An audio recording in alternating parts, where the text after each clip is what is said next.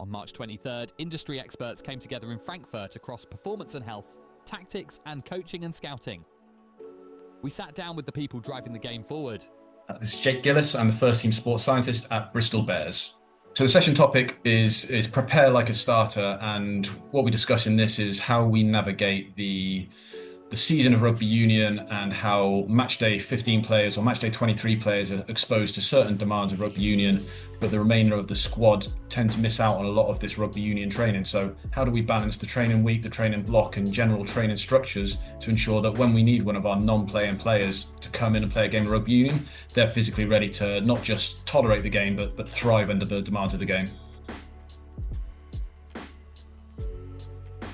So on a surface level, I think what's going to create a better competitive advantage is just having better players, and that will come down to recruitment, both recruitment of the players, recruitment of the coaching, technical staff, directors, however each individual sporting club works.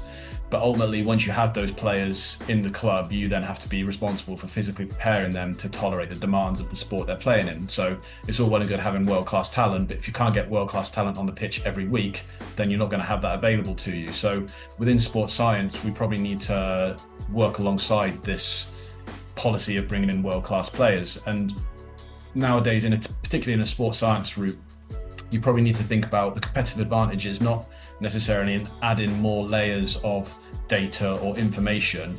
It's how effective can we use the existing data and the information to actually create insights and bridge the gap between data and decisions. I think those decisions would then create better tactical and physical outcomes on the pitch with said world-class players. It's quite a common phrase is the best ability is availability, but you also want your best ability to be repeatability. And if you can get world-class players on the pitch through your recruitment strategies, if you can then keep world-class players on the pitch through sports science and athletic performance and enhance their physical capabilities, you're probably going to get a better competitive advantage over your fellow peers and your fellow clubs in the league that you operate in.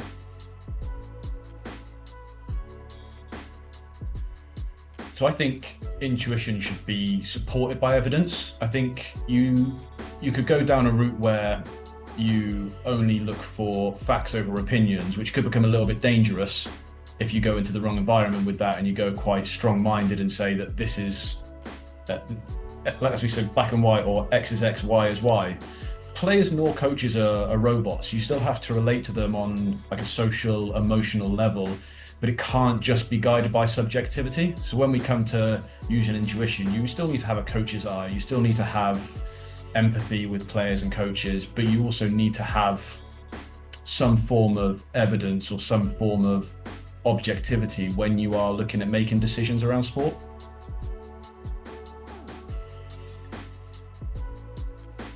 Similar to the intuition and evidence, I think you really want it to be evidence informed when you're making good decisions.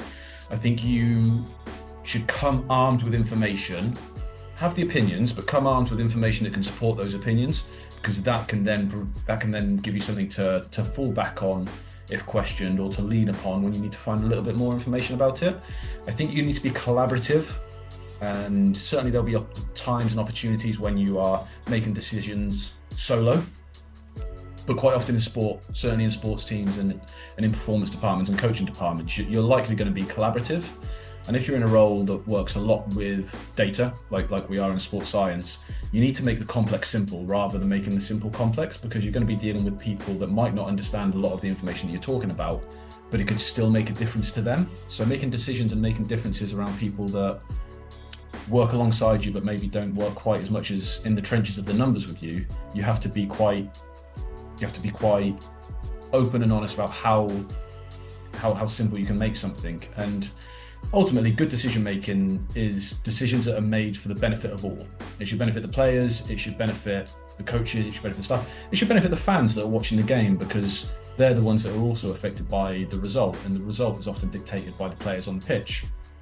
And then if it's for the benefit of all of those aforementioned things, you need to kind of think, is this the decision that we're making here, is this nudging us in the right direction, and what is the alternative? Because then you've covered all options, you've covered all avenues of decision making. Whether it's good or bad, you've assessed your entire criteria of alternative options, which direction is it taking us to, and who's it affecting.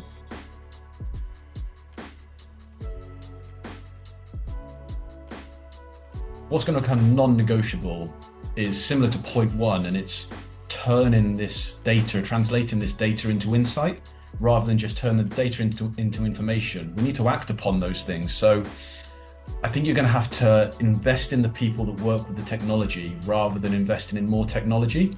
Having more numbers doesn't create you an answer. It can often create you more questions.